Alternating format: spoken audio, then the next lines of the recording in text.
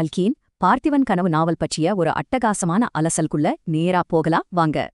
சாகப்போற ஒரு மன்னனின் சாத்தியமில்லாத கனவு வரலாற்றையே மாற்றுமா? இதுதான் இந்த நாவலின் பவர்ஃபுல்லான மையக்கரு. வல்லமை இதழில் முனைவர் புஷ்பராஜ்யா எழுதிய ஒரு அருமையான வரலாற்று ஆய்வை வைத்துதான் இதை நாம் பார்க்கப் போகிறோம். கல்கி எத்தனையோ பிரம்மாண்ட நாவல்கள் எழுதியிருக்கலாம், ஆனா அந்த வரலாற்று பயணத்துக்கு ஒரு மாசான தொடக்கமாக அமைந்தது இந்த முதல் நாவல்தான்.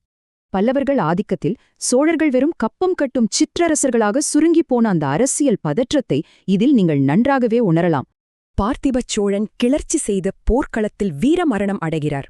ஆனால் தன்னுடைய பிரம்மாண்ட கனவை மகன் விக்ரமன் தோள்களில் வைத்துவிட்டுச் செல்கிறார். அந்த இளம் இளவரசன் தனியாக இல்லை. ஆபத்தான இந்த அரசியல் களத்தில் அவனுக்கு உதவ ஒரு விசுவாசமான கூட்டாளிகள் குழுவே இருந்தது. ஆனால் ஆபத்து எல்லா பக்கமும் காத்திருந்தது.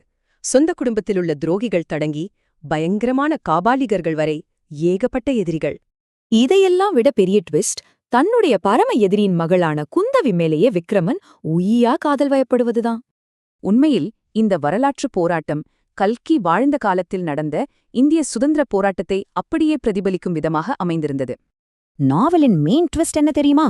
விக்ரமனை காப்பாற்றும் அந்த மர்ம சந்நியாசியே அவனது அப்பாவை கொன்ற அதே பல்லவ சக்கரவர்த்திதான்.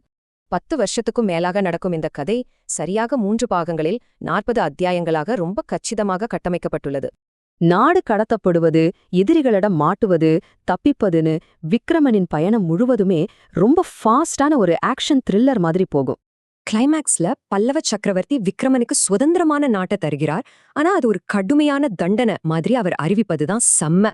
சுதந்திரம் கிடைத்து விட்டது. ஆனால் பார்த்திபன் கனவு கண்ட அந்த கடல் கடந்த பிரம்மாண்ட சாம்ராஜ்யம் அப்போதைக்கு சாத்தியமாகவே இல்லை. இந்த கனவின் உண்மையான பலன் என்னாச்சு? 300 வருஷங்களுக்கு அப்புறம் ராஜராஜ சோழன் இந்த கனவை நிஜமாக்கிய போதுதான் மொத்த வரலாறும் மாறியது.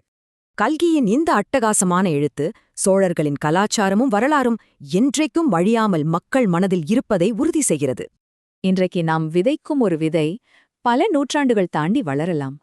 அப்படியென்றால் நீங்கள் விட்டுச் செல்லப் போகும் அந்த மாபெரும் கனவு என்ன?